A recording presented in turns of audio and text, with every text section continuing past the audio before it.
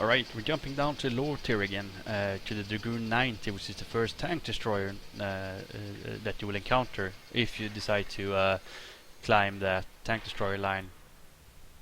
What you will see now is probably me bouncing around, spinning out a lot. That's simply because normal four-wheeled vehicles is really hard to control. The dev knows about it and they're trying to come up with a smarter way to have a different interaction in terms of how it handles compared to how the ground is with rocks and so on.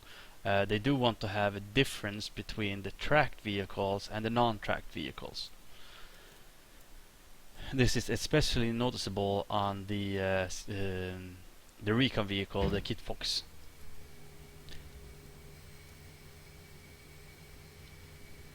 So compared to before, where I had the main battle tank with excellent frontal armor, I'm now in a very weakly armored tank destroyer, which basically anything can penetrate. So I need to play this completely different. I need to fight from hard cover, use vertical cover, and at the very worst case speed to dodge the bullets, and basically not be there when they are counter-assaulting me.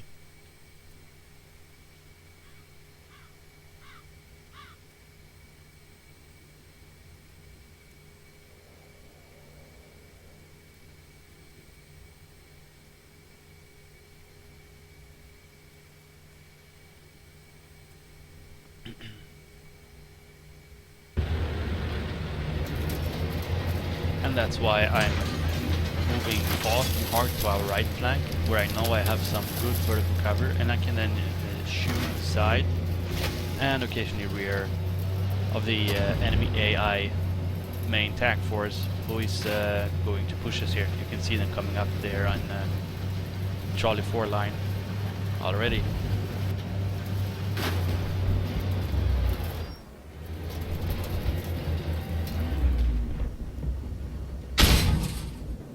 And here you can see I'm using the tank destroyer in an excellent flanking position, making it a lot easier shot since I'm shooting the side. And that's also why I can shoot high explosive rounds, high explosive anti-tank heat rounds, rather than relying on armor piercing sabot rounds.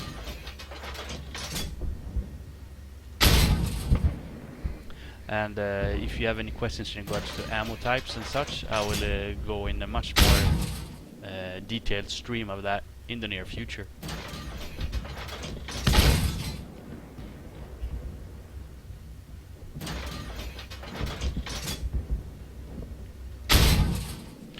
Now the tank destroyer also have a special ability which I will be using now.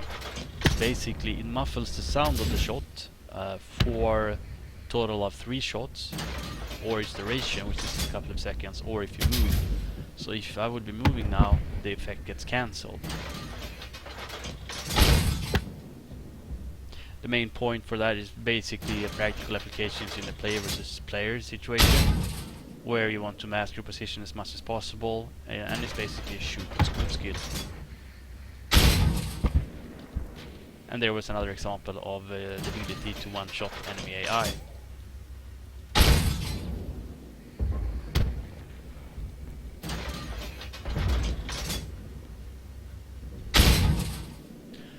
Playing a tank destroyer can definitely be a lot of fun. It does require a little bit more skills from you as a player, because you need more awareness of what's going on around you, and reading how the enemy is moving around, and a lot more knowledge about the maps and where you have hard cover, where you have soft cover, where you have vertical cover. So I was using this wall here, which is basically hard cover, which means that they shoot it but they cannot shoot through it. If I had a target, let's say the BMD here, now I'm using vertical cover. I'm basically placing myself either below, so I have this sand dune in the way where he physically can't shoot me, or I get either higher or below his gun depression, which also means he cannot shoot me.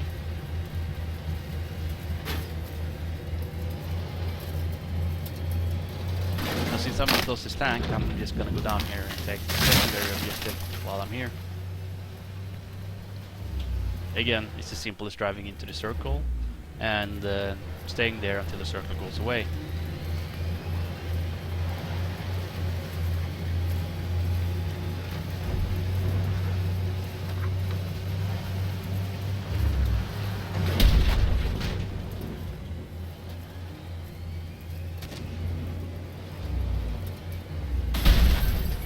And this was this veiled bounciness that I was talking about, making it a little bit difficult to control.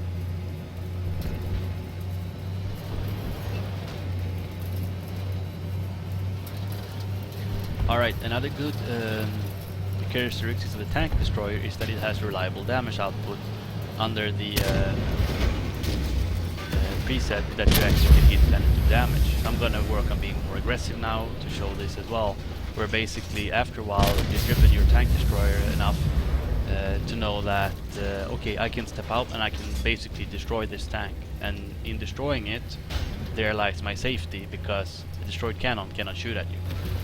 And after I get out of this round, I'll showcase the Kentaro 120, which is my personal favorite tank destroyer in the entire game, bar none, and I will work on being a lot more aggressive with it. The same rule applies though for all of the different tank destroyers. For instance here, I'm deciding to back into hard cover and then just work the angle on it to expose as little of my tank as possible. I shot, now I reload, therefore I back into cover, and now they kill the target, but never stand out in the open and be reloading when you're engaging a tank. You will live longer. Now I see down here on the minimap that we have Fox Golf 5-6, who have a couple of tanks. I'm gonna go ahead and flank them.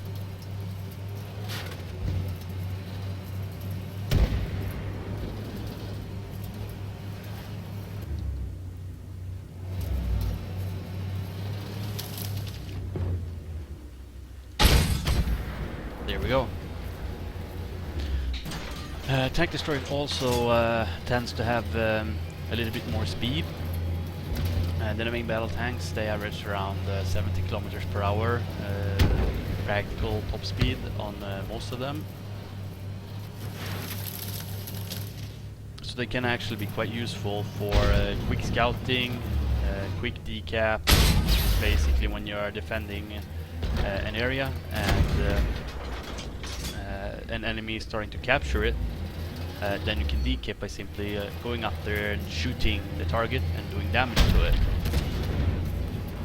So it's an excellent flanking capabilities and move around the map due to its sheer speed.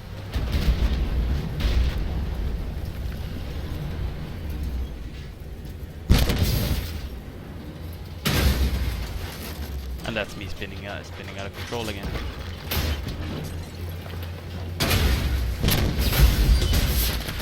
It also comes with smoke, which I deploy now, which is basically masking my retreat.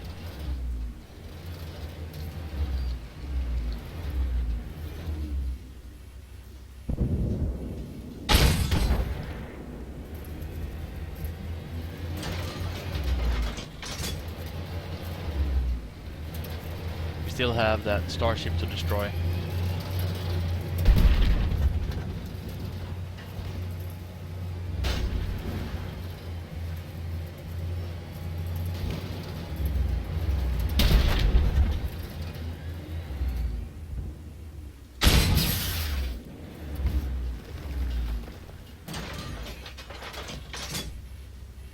Now since the BMP-1 is so low, I decided to go to his left so I can shoot over him, and thereby we are very less likely in order to get friendly fire.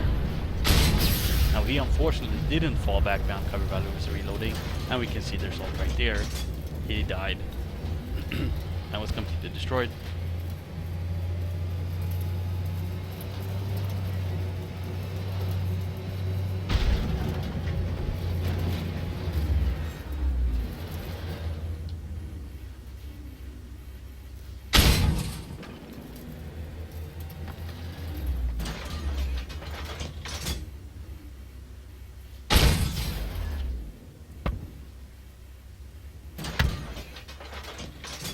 Now I'm using this corner here and this corner here in order to minimize my own exposure to the targets. And since that M6A3's rear was sticking out, I made sure that I could shoot it. But since his gun is more forward player, he had no opportunity to shoot me.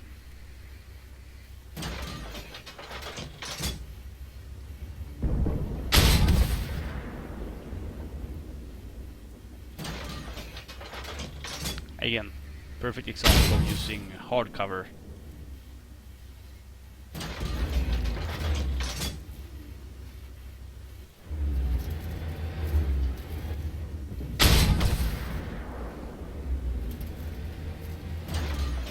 I want to go up there and destroy them, but they keep respawning in here, which means that I don't want to risk overexposing myself being caught out in the open, because my hit points is rather low.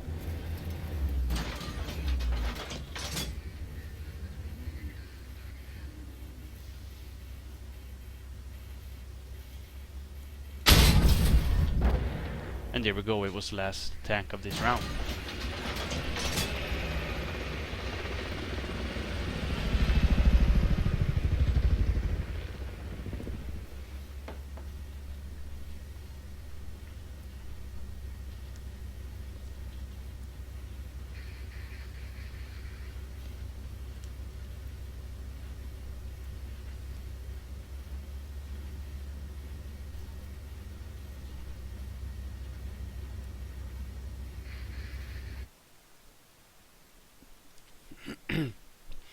Alright, so that's basically how you can play tank destroyers. Now I will jump up to a higher tiered tank destroyer. They can tower 120, and I want to show you how you can also switch this more cautious gameplay and be much more aggressive. And I'm not sure, I end up dying, but my point is to show you that you can be very aggressive in a tank destroyer as well. And perhaps not to start with, but when you get enough time in your particular tank destroyer, and you will basically know what it's capable and not capable of doing.